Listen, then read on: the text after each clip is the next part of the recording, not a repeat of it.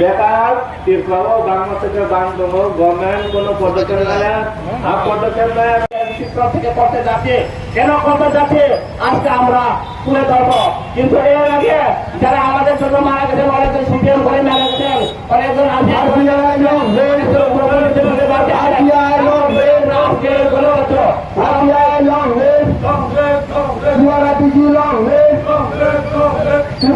President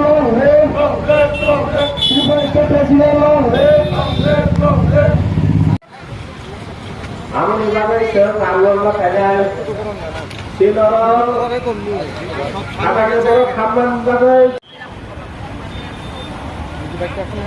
বেকার তীর্থও বাংলা থেকে bungalow government কোনো পদক্ষেপ নেয় পদক্ষেপ নেয় কেমন তিনি জানাবো করবেন নাই আমাদের জানানোর প্রয়োজন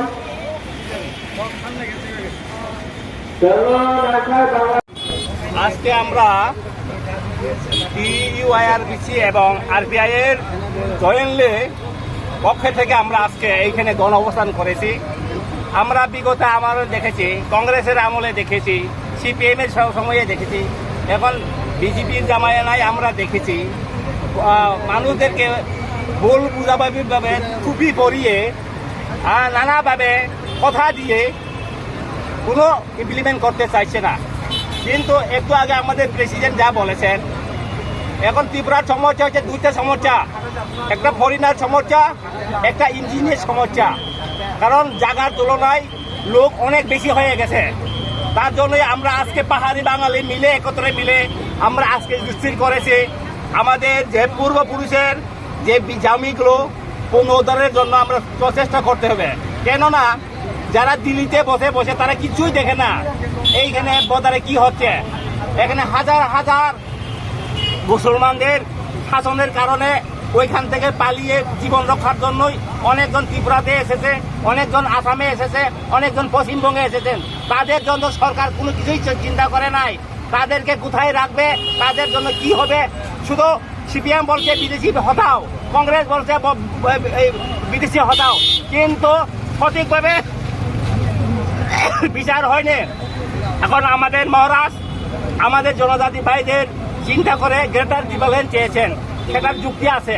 এখন আমরাও আরবিআই তরফ থেকে আজকে আমাদের আথাওয়ালিদের কাছে আমরা বিনতি করব, সমস্ত যারা বিদেশি এসেছেন, যারা ঘুষবাসী এসেছেন, তাদের জন্য চিন্তা করতে হবে। আমরা ত্রিপুরা গ্রেটার ট্রিব্যুনাল তো চাই গ্রেটার ইন্ডিয়া চাই। দরকার পড়লে আমাদের বাংলাদেশের কিছু সংখ্যক এই বাংলাদেশ থেকে এখানে লোক এসেছে, আসামে গেছে, ক্যালকাটাতে প্রায় অনেক লক্ষ লোক হয়ে গেছে। এইখানে হিন্দু বাঙালিদেরকে জমি জামা করে মুসলমানরা দখল করে নিয়েছে, তাদেরকে দাঁড়িয়ে দিয়েছে। তাদের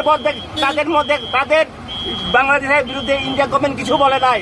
কিন্তু আমরা যারা বর্ডারে আছি আমরা বুঝতে পেরেছি আমাদের ত্রিপুরা রাজ্যের যারা আমরা বাঙালি যারা আছেন তাদের সঙ্গে আমরা বসবো, তাদের সঙ্গে কথা বলবো, আমাদের যুক্তি তর্ক করে তাদের সঙ্গে মিলামিশি করে উপজাতিদের বিরুদ্ধে কথা না বলে এবং উপজাতি সংগঠনরা বাঙালিদের বিরুদ্ধে কথা না বলে একত্রভাবে আমরা লড়তে হবে।